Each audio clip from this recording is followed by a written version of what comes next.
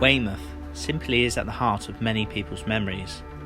Known for its beautiful beaches, Weymouth is located on the southwest coast of England and is the third largest settlement in Dorset after Poole and Bournemouth. One area that has seen large growth in recent times is Littlemoor. Found just off the main road leading in and out of Weymouth, the scenery makes the idea of living the dream a reality. However, a busy shopping centre may be, but in recent times a busy food bank too. Lockdowns have made parents worried about their children's education and prospects too, with the impact of continuous lockdowns being felt now and the after effects for some might not become apparent for a long time. Couple this with the stigma of some people who see Littlemoor as somewhere no one wants to live, then isolation and feeling inferior to others starts to become apparent. Historically, Littlemoor was a small village consisting of farmland. During the First World War, it was an area that was home to the Australian soldiers as a base camp. Lovely normal soldiers based in the background. I'm just going to show you in there. This historical feature still holds legacy today, with many of the streets named after Australian cities. So originally Littlemoor was a number of farms, and it was for a number of years. There was an Australian Army base here during the First World War. Then continued in the interwar period is a couple of farms all congregated close together. In the 1950s, the Weymouth Council then began a council house building around here, which is where you get your Littlemoor Road, your Culliford Way, your Canberra Road. 1964 we got the community centre, which was fundraised by a number of residents. 1986 we got our church, which was originally at the community centre. So Littlemoor was a 1970s council estate, and from there it grew to be part of Weymouth. Then we had quite a bit of trouble on the estate to start with. So I moved into the house on Louviers Road in 78, it had just been built. I was a few months old, so I've lived here all my life. I had a few years away and then I came back to the house that I was brought up in. The area first saw housing developments during the 1950s and 60s, with the streets of Bayard Road, Culliford Way and Canberra Road being the initial streets known. The countryside was even more open and vivid than it appears now. My childhood memories of growing up on Littlemoor were rather mixed. My brother and I had so much fun playing and interacting with our friends from a young age, playing football, attending classes such as judo at the school, and having that feeling of community, which included everyone from the teachers at the school all the way to the local bus drivers who would pick you up. As a teenager growing up on Littlemoor, who attended a secondary school on the opposite side of town, I found the mixing and interacting with children and adults from other suburbs of Weymouth difficult. I would remember the verbal calling, which included scab, scav, and all sorts of other names that you cannot say on camera, but also the looks you were given when getting on the school bus in between the villages of Preston and Upway. As an older teenager, I was always a little nervous of saying to people where I grew up due to the ongoing worry of being branded as a thug or undesirable. I remember registering my interest for a part-time job while I was at college, and after saying where I lived I never heard anything back. Not everyone from the area feels or has been made to feel inferior to people from other areas, which says a lot about the character of people from Littlemoor. However, informal or formal naming of all the new housing developments that have appeared down the years on Littlemoor that are named differently to the area have only fueled the idea of name avoidance. Though there has been barriers to overcome through time, the local people have always been proud of the area they live in.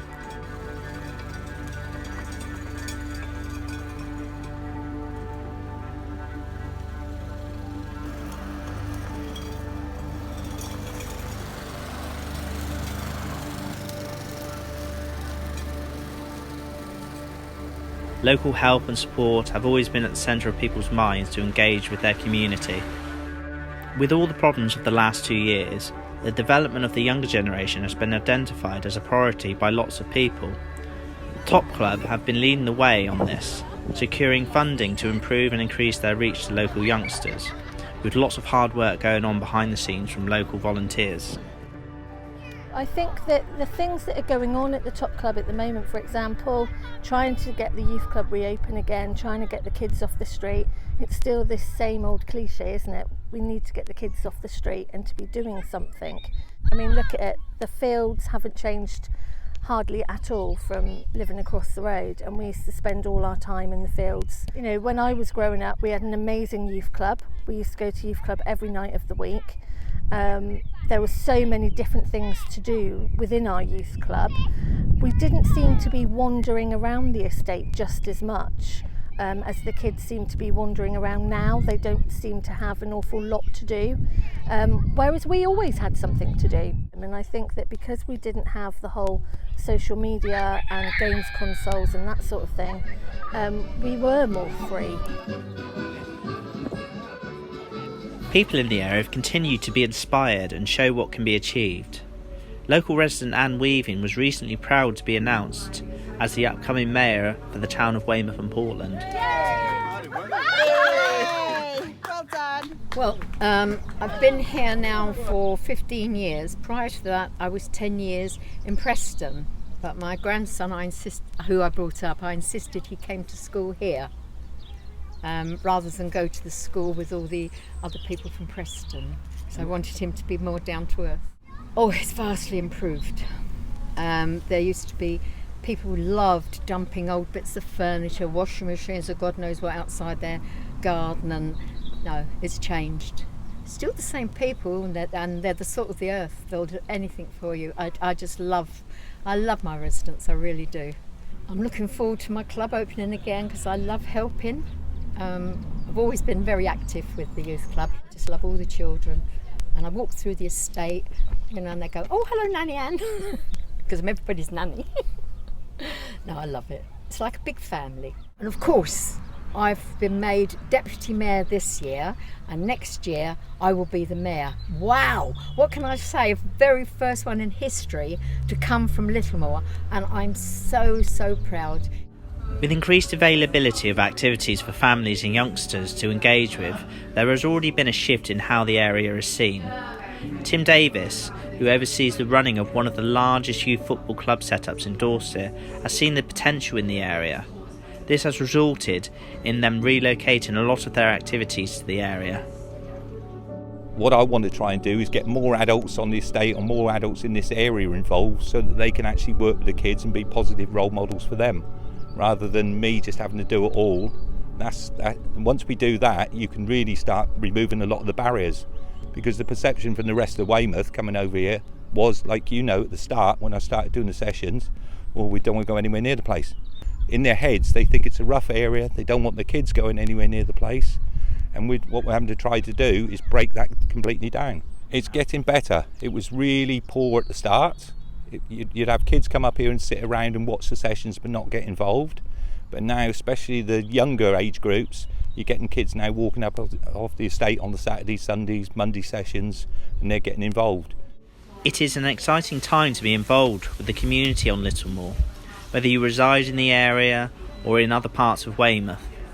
With the additional professional support being provided by Big for Littlemoor, Helping Hands, Top Club and their partners, residents can feel assured of a brighter future. We've now started to grow into a more private stroke council estate, which has improved the area, and because we live in a green area and a green space. Community, neighbourhood, and pretty. It's a pretty place to live. And as long as the majority of us are working as a community, I think that's really important. You're always going to have that group of kids or young adults that cause a bit of trouble, cause some hassles, but all in all, it's a fantastic place to live. I love it here. Wouldn't go anywhere else. With the support of an ever-expanding partner list and the help of local volunteers, it really can help the community to live their dreams.